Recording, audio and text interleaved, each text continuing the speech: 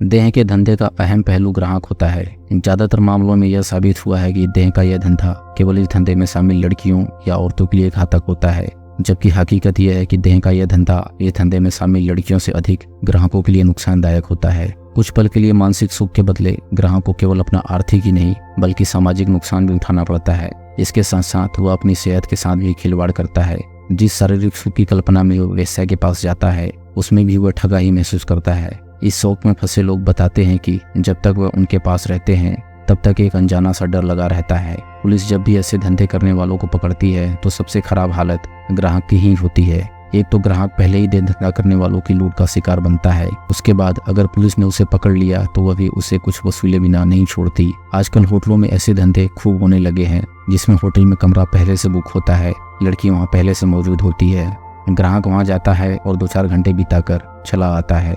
दे धंधा कराने वाले 24 घंटे के लिए बुक कमरे में शिफ्ट के अनुसार 3 ग्राहकों तक का इंतजाम कर लेते हैं। ऐसे ही एक होटल में जाने वाला एक ग्राहक ने बताया, जब मैं कमरे से निकलकर होटल से बाहर जाने लगा तो होटल के वेटर और मैनेजर ने रोककर कहा कि असली सेवक तो वही हैं, उनका भी कुछ हक बनता है। उन्होंने मुझसे 500 रुपये टिप के नाम पर ले लिए। यही लोग ऐसे लोगों के बारे में पुलिस को भी बता देते हैं तो पुलिस भी कुछ न कुछ नजराना ले लेती है। इस तरह ग्राहक कई जगह ठगा जाता है। पुलिस जब ऐसे किसी रैकेट को पकड़ती है तो समाचार पत्रों में जो फोटो छप उसमें लड़कियों के मुंह तो छिपा दिए जाते हैं, लेकिन लड़कों के फोटो के साथ ऐसा नहीं किया जाता।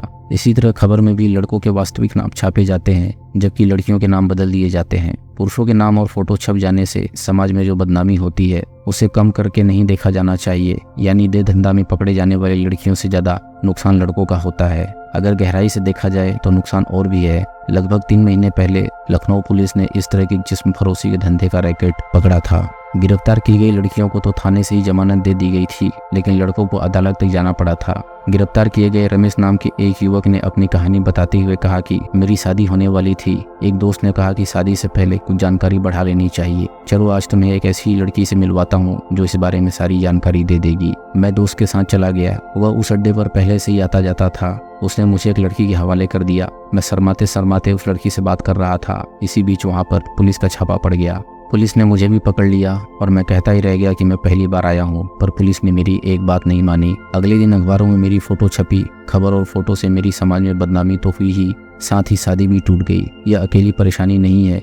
धंधा करने वाली लड़कियों के साथ पकड़े गए एक और युवक दीपक ने अपने बारे में बताया कि मेरी नौकरी में मुझे टूर पर जाना पड़ता था। एक बार मैं इलाहाबाद के एक होटल में रुका हुआ था। होटल में ही काम करने वाले एक वेटर ने मुझे एक लड़की के बारे में बताया कि यह लड़की बहुत जरूरतमंद है। इसकी माँ बीमार रहती है। उसके इलाज के लिए कभी कभी किसी ग्राहक के पास जाती है। आज इसे 2000 रुपए की जरूरत है। अगर आप मदद कर देंगे तो अच्छा रहेगा। बदले में यह एक रात आपकी सेवा में रहेगी। लड़की की मदद की बात सुनकर मेरा दिल भर आया और मैंने उसे बुला लिया। मैं रात भर उस लड़की और उसकी माँ के बारे में पूछताछ की। लड़की अपनी दर्द भरी कहानी सुनाती रही। सुबह होने के पहले ही वह पैसा लेकर चली गई। मैंने उसका पता लगाया तो जानकारी मिली कि वह एक बदनाम गली की रहने वाली थी। इसके बाद भी पता नहीं क्यों मैं उस लड़की को प्यार करने लगा था। उससे मिलने में मैं उसके घर भी जाने लगा। वहाँ कई लड़कियां मिलकर धंधा करती थी। कुछ होटलों के साथ उनका तालमेल था जहाँ से मेरे जैसे लोगों को फंसाया जाता था, पर मैं इस दलदल से बाहर निकलना ही चाहता था कि पुलिस ने पकड़ लिया। लड़कियों को तो थाने से ही छोड़ दिया गया, पर मुझे अदालत से जमानत करानी पड़ी। इस बदनामी के कारण मेरी नौकरी चली गई। घर खानदान की इज्जत गई सो अलग। कुछ लोग तो इन धंधे वालियों के चक्कर में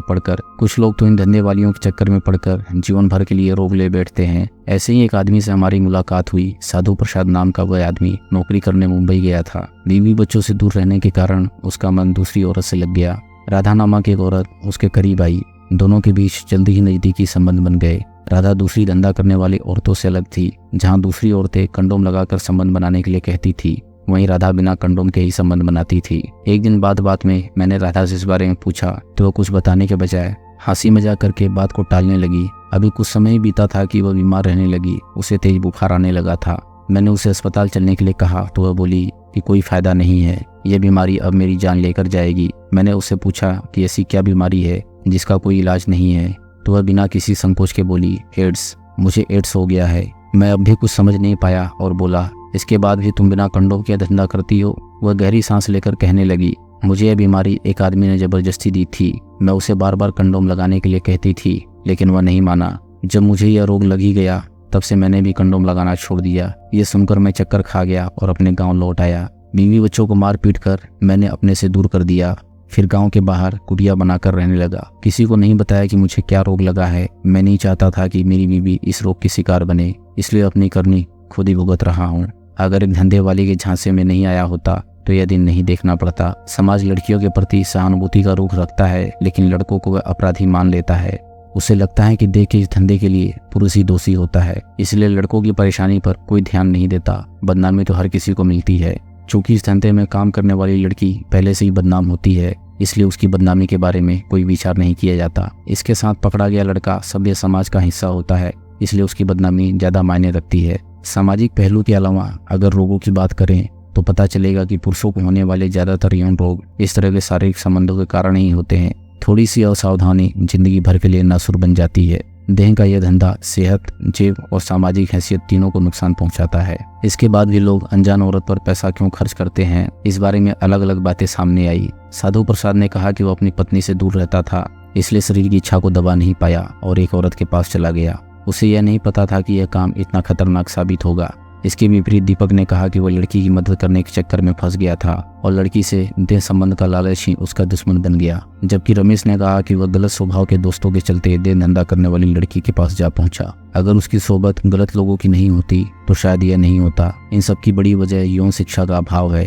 अगर सबको यह मालूम हो कि इस तरह के सेक्स संबंधों से कितना नुकसान होता है तो शायद इन बातों का ख्याल रखेंगे। दोस्तों, अगर आपको कहानी पसंद आ रही हो तो वीडियो को लाइक करें और चैनल को सब्सक्राइब करें। हम ऐसी मजेदार कहानियाँ आपके लिए लाते रहेंगे।